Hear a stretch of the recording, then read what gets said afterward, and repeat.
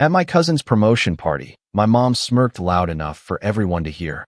"Careful, everyone. He's still the family failure who can't hold a job." My sister snorted. "Don't worry, he'll ask for money before dessert." I raised my glass and said, "Funny, since I bought this venue in cash last week." I, 32M, stood in the corner of the banquet hall, watching my cousin bask in congratulations from our extended family. The champagne in my hand had gone warm, but I kept holding it anyway, a prop to blend into the background where I'd spent the last decade of family gatherings. The venue was nice, I had to admit. Floor-to-ceiling windows overlooking the city, crystal chandeliers, white marble floors that probably cost more per square foot than most people's monthly rent. My cousin had gotten promoted to regional director at his firm. Good for him. I genuinely meant that. He'd worked hard, played the corporate game well, and now he was reaping the rewards. Our family treated it like he'd won a Nobel Prize. Aunts and uncles circled him like he was holding court, each trying to get a moment of his attention to associate themselves with his success. I took another sip of warm champagne and checked my phone. My business partner had texted asking about the building inspection scheduled for Monday. I replied quickly, confirming the time, then slipped the phone back into my pocket. Mom saw me standing alone and made her way over. I could see it in her eyes before she even opened her mouth. That look, the one that said she'd found her target for the evening. My sister trailed behind her, smirking in that way she'd perfected since high school. Mom didn't bother lowering her voice. She never did. She announced to everyone within earshot that they should be careful around me because I was still the family failure who couldn't hold a job. The conversations around us stuttered to a halt. Heads turned. My sister added her contribution, snorting that I'd probably ask someone for money before dessert was served. The silence spread through the room like spilled wine. My cousin stopped mid-sentence. My uncle's fork clinked against his plate. Even the servers seemed to pause in their routes through the tables. I'd heard variations of this for years. Every family gathering, every holiday, every chance encounter at the grocery store. I'd lost count of how many times Mom had introduced me to her friends as her disappointing son, or how many times my sister had made jokes about my lifestyle to anyone who would listen. What they didn't know was that 6 years ago, I'd stopped trying to prove myself to them. I'd stopped showing up to family dinners with explanations about my business ventures or investment strategies. I'd learned that nothing I said would change their minds.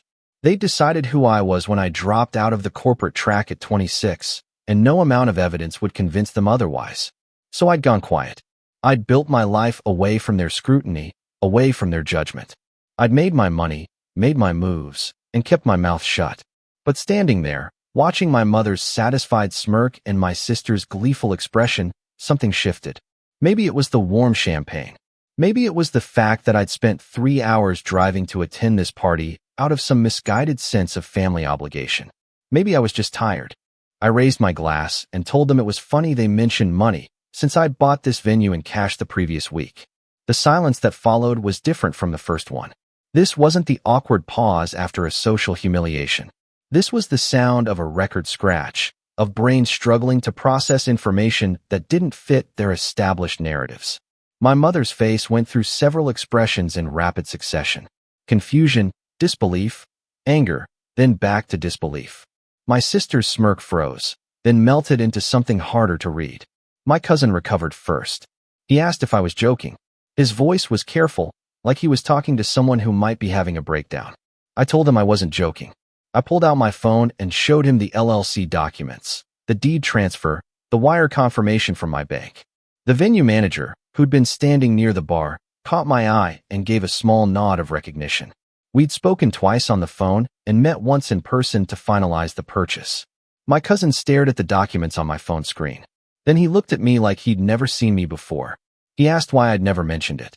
I shrugged and said he'd never asked. None of them had ever asked what I actually did for work. They'd just assumed, filled in the blanks with their own stories, and I'd let them. The truth was messy and complicated. After I'd left my corporate job at 26, I'd bounced around for a while. I tried freelancing, tried consulting, tried a dozen different things that didn't quite stick. My family had watched this period with smug satisfaction, convinced they'd been right about me all along. What they hadn't seen was that I was learning. Every failed venture taught me something. Every mistake showed me what not to do next. At 28, I'd partnered with a friend from college on a real estate investment. Small multifamily properties in neighborhoods that were just starting to turn around. We bought low, renovated smart, and either flipped or held depending on the market. The first property barely broke even. The second made a decent profit. By the third, we'd figured out our system. For years later, I owned or had stakes in 17 properties across 3 cities. The portfolio was worth just over $8 million. After leverage and business expenses, my personal net worth sat somewhere around $3 million. Not Bezos money, but comfortable. Very comfortable. I kept it quiet because I didn't need the attention. I didn't need my family suddenly treating me differently or showing up with their hands out. I'd watch what happened to my uncle when he sold his business. Suddenly, everyone was his best friend. Everyone had a great investment opportunity. Everyone needed just a small loan to get back on their feet. But now the cat was out of the bag, at least partially. My mother found her voice. She demanded to know why I'd been letting them think I was struggling if I'd been sitting on money this whole time. Her face was red, her hands shaking slightly. I reminded her that she'd never asked. She'd never shown the slightest curiosity about my actual life. She'd been too busy telling everyone who would listen about her disappointment in me. My sister jumped in, her voice sharp. She said I'd deliberately deceived them, let them worry about me, made them look like fools. I asked her when exactly she'd worried about me. When had any of them checked in, offered support, or expressed anything other than contempt? I'd been to dozens of family events over the past 6 years. Not once had anyone asked about my life with genuine interest. They'd made their jokes, delivered their cutting remarks, and moved on. The venue manager approached and asked if everything was all right. She'd seen the commotion and wanted to make sure there wasn't a problem. I told her everything was fine, apologized for the disturbance, and thanked her for hosting such a lovely event. She smiled and mentioned that the building's previous owners had let it fall into disrepair, but she could see I had good plans for the renovation. She was excited to see what I'd do with the space. After she walked away, my aunt asked what renovation she was talking about. I explained that the venue needed significant work. The HVAC system was 20 years old, the kitchen equipment was outdated, and the ballroom needed new flooring. I'd budgeted $400,000 for renovations over the next 6 months. Once complete, the venue would be one of the premier event spaces in the city. My cousin asked why I'd bought a venue at all. He seemed genuinely curious now, the earlier tension shifting into something else. I told him it was a good investment. The location was prime, the building had good bones, and the previous owners were motivated sellers. I'd gotten it for 20% below market value because they needed to close quickly. After renovations, the property value would increase by at least 30%, and the rental income would cover the operating costs plus generate profit. One of my uncles, who'd always been quieter than the rest of the family, asked what else I did. He had that look people get when they're recalculating everything they thought they knew about someone. I gave him the basics. Real estate investment, primarily multifamily residential and commercial properties. Some flipping, mostly holding for rental income and long-term appreciation. I had a small team now, 5 people including my original partner. We were looking at expanding into a 4th city later this year. The party had effectively split into 2 groups.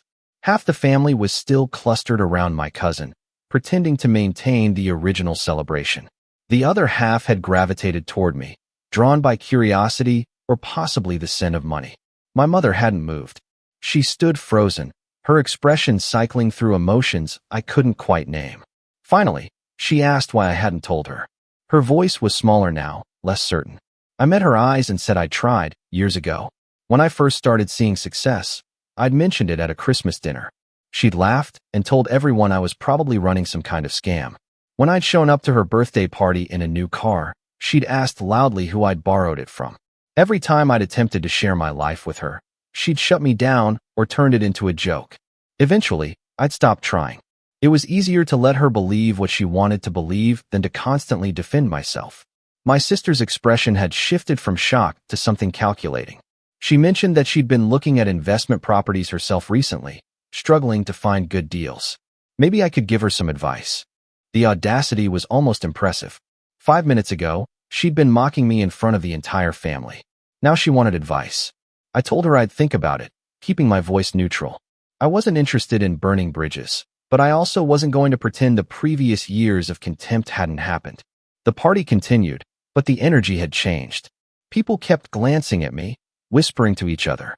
My cousin eventually made his way over and apologized for not being more supportive over the years. He admitted he'd just followed the family's lead, assumed they knew what they were talking about. I told him I understood. Family dynamics were complicated. I didn't hold it against him personally. He'd been focused on his own career, his own life. I couldn't blame him for that. He asked if I'd be interested in getting coffee sometime, actually catching up. He seemed genuine, almost relieved to be having a real conversation. I said I'd like that and meant it. My anger wasn't really directed at him. He'd been neutral more than actively hostile. As the evening wound down, my mother approached me one more time. She asked if we could talk privately. We stepped out onto the balcony overlooking the city lights. She started to say something, then stopped. Started again. She told me she didn't know what to say. She'd been so sure about who I was, what I was doing with my life. She'd been worried, she claimed. Worried that I was failing, that I'd end up struggling. I asked her if worry usually manifested as public humiliation and constant criticism. Because from where I stood, it hadn't felt like concern. It had felt like contempt. She flinched, but didn't argue. She asked if I hated her. I told her I didn't hate her. I was disappointed, hurt, frustrated. But hate required more energy than I was willing to spend. Mostly, I just felt sad that we'd lost years we could have spent actually knowing each other. She asked if we could start over. If I could forgive her. I said I didn't know yet. Forgiveness wasn't a light switch. She'd spent 6 years constructing a narrative about who I was, tearing me down at every opportunity. That damage didn't disappear because of one revelation. But I was willing to try if she was actually serious about change. She nodded, tears in her eyes. She said she'd try. We went back inside. The party was breaking up. My cousin thanked everyone for coming, made a small speech about family and support. The irony wasn't lost on me. My sister caught me at the coat check. She apologized, quickly and quietly. She said she'd been jealous, though of what she couldn't quite articulate. She'd followed the family script without questioning it, and now she felt like an idiot. I told her we all made mistakes. What mattered was what came next. Update 1. A week passed before I heard from my mother again. She called and asked if I'd have dinner with her, just the two of us. I agreed, curious to see if her contrition would last beyond the initial shock. We met at a quiet restaurant downtown. She was already seated when I arrived, nervous energy radiating from her. We ordered, made small talk about the weather and traffic, dancing around the real conversation. Finally, she asked me to tell her about my business. Not in a challenging way, but with what seemed like genuine interest. I walked her through it. How I'd started, the early failures, the learning curve. How I'd identified undervalued properties, built relationships with contractors, learned to read markets. She listened, asking occasional questions that suggested she was actually paying attention. She told me she'd spent the past week thinking about the way she'd treated me. She'd talked to her therapist about it, which surprised me. I hadn't known she was seeing a therapist. She said she'd been going for about a year, working through some issues related to control and expectations. She admitted that my success threatened her narrative about herself as much as about me. She'd built her identity partly around being the long-suffering mother of a disappointing son. It gave her sympathy, attention, a role to play in the family drama. Letting go of that meant confronting some uncomfortable truths about herself. I appreciated the honesty, even if it was hard to hear. At least she was being real with me. She asked what she could do to make things right. I told her there wasn't a simple answer. She could start by not talking about me behind my back, not using me as a punchline, treating me like an adult with my own life. Beyond that, we'd have to figure it out as we went. She agreed. We finished dinner on better terms than we'd started. Update 2. 3 months later, things had shifted in ways I hadn't anticipated. My mother had actually followed through on her commitment to change. She'd stopped making comments about my career, stopped treating me like a perpetual disappointment. It was strange, almost uncomfortable at first. We had to learn how to interact without the familiar patterns of conflict. My sister was a different story. She'd started calling regularly, always with questions about real estate or investment strategies. I helped when I could, but I noticed she was more interested in shortcuts than in understanding the actual work involved. She wanted the results without the process. When I gently pointed this out during one call, she got defensive. She accused me of gatekeeping, of not wanting her to succeed. I told her that wasn't it at all, but real estate investment wasn't a get-rich-quick scheme. It required research, risk tolerance, and patience. She'd hung up on me. The extended family had also recalibrated their treatment of me. Suddenly, I was getting invited to things I'd been excluded from before. Cousins I hadn't heard from in years were reaching out, asking to connect, to catch up. Some seemed genuine. Others had that gleam in their eye that said they saw me as a resource to be tapped. I learned to tell the difference quickly. My cousin and I did get coffee, several times actually. He'd become something like a real friend, which was unexpected. We talked about our careers, our lives, the weird dynamics of our family. He admitted he'd always felt pressure to be the golden child, to live up to expectations. It was exhausting in its own way. The venue renovation was going well. We were slightly over budget, but on schedule. I'd already booked 3 events for the month after completion. The venue manager was excellent, and I was considering offering her a partnership stake if the first year went as planned. One evening, my mother called with an unusual request. My grandmother, her mother, wanted to see me. Apparently, she'd heard about what happened at the promotion party and had some things she wanted to say. I drove to my grandmother's house the following Sunday. She was in her 80s now, sharp as ever but slowed by arthritis. She made tea and we sat in her living room surrounded by decades of family photos. She told me she'd always known I'd figure things out. She'd watched me as a kid, seen how I approached problems differently than others. When I'd left my corporate job, she'd been worried but not surprised. She'd also been disappointed in how the family had treated me, but she'd stayed quiet, not wanting to cause division. Now she felt she'd been wrong to stay silent. She told me she was proud of me, not just for the financial success, but for how I'd handled the years of criticism. She said it took strength to build something while everyone around you predicted failure. I asked her why she hadn't said something sooner. She admitted she'd been conflict avoidant, a trait she'd passed down through the family. But after hearing about the confrontation at the party, she'd realized that silence could be its own form of harm. We talked for hours. She asked about my properties, my plans, my life outside of work. She told me stories about my grandfather, who'd been an entrepreneur himself, struggled, and succeeded in cycles. She said I reminded her of him. As I was leaving, she pressed an envelope into my hands. Inside was a check for $50,000. She said it was part of my inheritance, but she wanted me to have it now, to use for the business or whatever I needed. She'd rather see me enjoy it than save it for after she was gone. I tried to refuse, but she insisted. She said money should work for the living, not sit waiting for death. Update 3. The venue's grand reopening was scheduled for 6 months after I'd purchased it. We'd completed the renovations under budget thanks to my contractor's efficiency. The space looked incredible, transformed from tired and dated to elegant and modern while maintaining its architectural character. I invited my family to the opening event, not because I needed their validation, but because I wanted them to see what I'd built. And maybe, on some level, I wanted them to understand what they'd missed while they were busy judging me. Most of them came. My mother arrived early and helped with last-minute preparations without being asked. My sister came late, stayed briefly, and left without saying much. My cousin brought his wife and spent the evening networking with other guests, which I actually appreciated. He'd become a good referral source for corporate events. My grandmother sat in a place of honor, holding court with other family members, beaming with obvious pride. At one point, she caught my eye across the room and raised her glass to me. I raised mine back. The evening was a success by any measure. We booked 4 new events that night alone.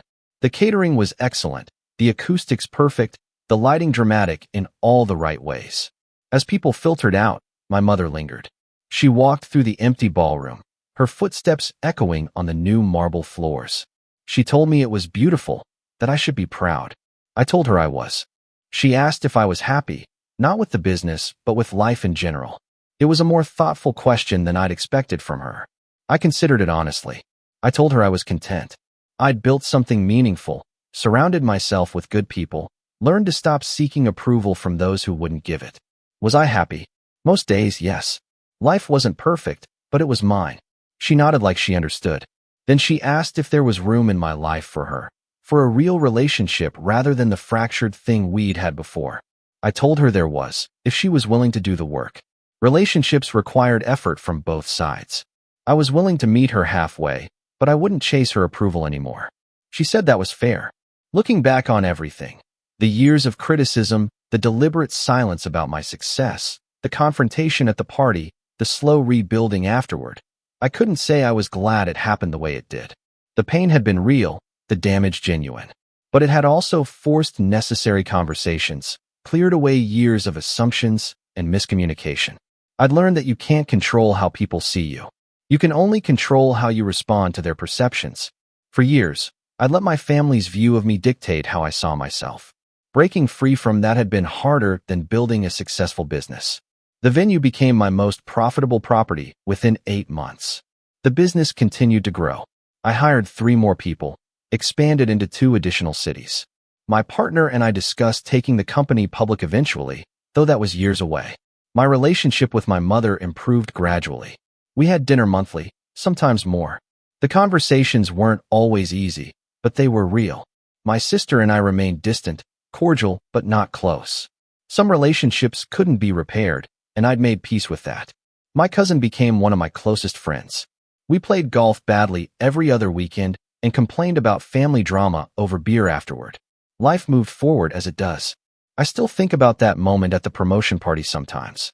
The shock on their faces when I'd revealed the truth. The satisfaction I'd felt, which I'm not entirely proud of but won't deny. It hadn't been about revenge, not really. It had been about finally, after years of silence, saying, "You were wrong about me." And they had been. They'd been wrong about who I was, what I was capable of, where I was headed. They'd written their story about me and refused to update it when the facts changed. But I'd been wrong too. I'd assumed they'd never change, never see me differently. Some of them hadn't, but some had. People were more complicated than the roles we assigned them. The venue is still my favorite property. Not because it's the most profitable, though it is.